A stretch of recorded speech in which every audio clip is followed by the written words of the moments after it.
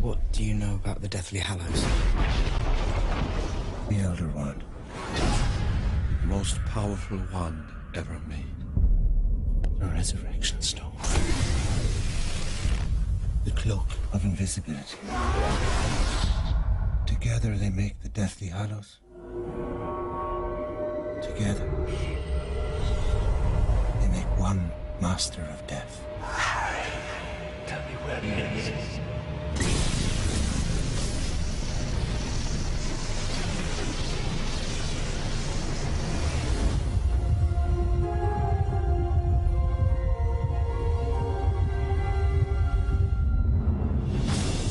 There is a symbol, which is a straight line inside a circle inside a triangle. And that symbol is the symbol of the Deathly Hallows. This legend, which is based around a children's story. The first time they see the symbol is at the wedding, when he meets Luna Lovegood's dad. Xenophilius Lovegood, we live just over the hill. And then, as the film carries on, Harry? the symbol crops up 2 or 3 more times. Somebody inked it in. It isn't part of the book, somebody drew it. It keeps cropping up everywhere, and she thinks, I need to understand what this means. It's a letter Dumbledore wrote to Grindelwald. Look at the signature. It's the mark again. Suddenly, it seems to be significant, so they go to the only person that they know who has any contact with it, which is Xenophilius Lovegood. He explains that it's part of an old piece of wizard mythology. It's the sign of the Deathly Hallows, of course. Hi, Julie. I assume you're all familiar with the tale of the 3 brothers. And the legend is that there's these 3 items. The Elder Wand, the Cloak of Invisibility, and the Stone. And if you have all 3 of them, then you sort of conquer death. You master death. I face an unfortunate complication. My wand and Potter's share the same core. Voldemort has the realization that his wand and Harry's wand are twins. So basically Voldemort's wand cannot be used against Harry's, and Harry's cannot be used against Voldemort's. If I am to kill him, I must do it with another's wand. There's only one thing left to try, and that is the Elder Wand. The Elder Wand is a very important, extraordinary one. And the theory is the loyalty of that wand can be won. Voldemort believes the Elder Wand will give him supreme power to try to stop Harry.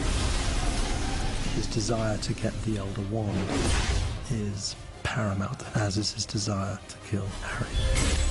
He will use anything that helps him come to power and destroy anything that gets in his way.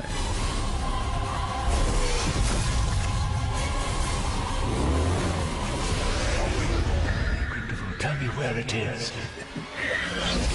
The Hallows exist. He knows where it is. He's gonna have it by the end of the night. You know who's found the Elder Wand.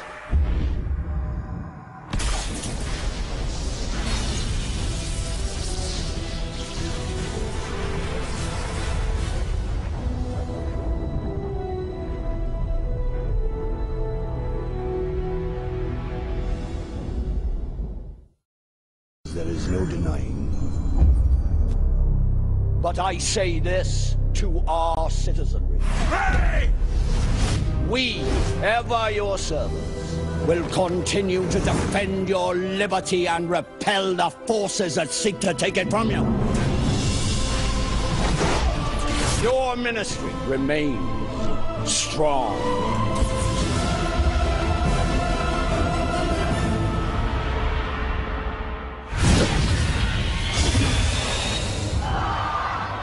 It's a very dangerous world, on the cusp of the war. Rufus Scrimgeour makes a rousing speech. He's a typical politician, trying to make the situation seem better than it is. He's not 100% convinced personally that what he was saying was true.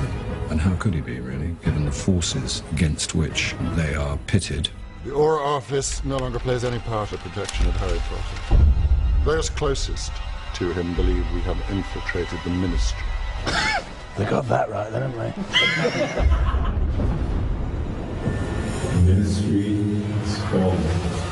The minister of magic is there. Go! We're in the midst of all this madness. The ministry has just fallen under the control of Voldemort and the Death Eaters. The Ministry's gone, and everything that might point to stability no longer is available to them. The world is falling apart around him and his friends. As your new Minister for Magic, I promise to restore this temple of tolerance to its former glory. Therefore, beginning today, each employee will submit themselves for evaluation. She's bounced back, hasn't she? She's trying. Someone in court trying to weed out. She wants some pure bloods in there, as usual. Mary Elizabeth Cattermole, would you please tell the court from which witch or wizard you took this wand? Of course it didn't die again, Ali. This is just showing her, once again, just making the most of what really little power she has. You're lying. Wands only choose witches, and you are not a witch. She's wearing a necklace that the three heroes want. Come on, we've got Horcrux to find. They need to get into the Ministry of Magic and obviously not be seen as them. Remember what we said. Don't speak to anyone unless absolutely necessary. Just try and act normal. There's a lot of kind of disguises in this film. The Polyjuice potion at the Ministry was quite an interesting scene. This is completely mental. Completely. The world's mental. We had to act it out first, with them watching us to see how we move and see how we talk and stuff. They would just kind of just mimic it in the next take. It was really fun. I almost kind of had a role as a director as well a little bit. David really wanted me heavily involved in helping her kind of really become me. Emma moves it, obviously very specifically physically, so I've been shown all the tapes of her walking and running and things like that, so I don't do anything too outrageously me as I would. It's really strange. I've never been so self-aware. Like, I'm doing it right now. I play with my hands a lot, which I never realised, but it's definitely interesting. 2, 3. It's really weird watching someone kind of pretend to be you. Kind of got all my posture and everything down. Thank you, Albert. Well, she doesn't know that's them, so it's very satisfying, I think, for them to know that they're fooling her. It's great when the audience are in on the gag, as it were. What on earth are you doing, Albert? You're lying, Dolores. And one mustn't tell lies. Stupefy! Expelliarmus!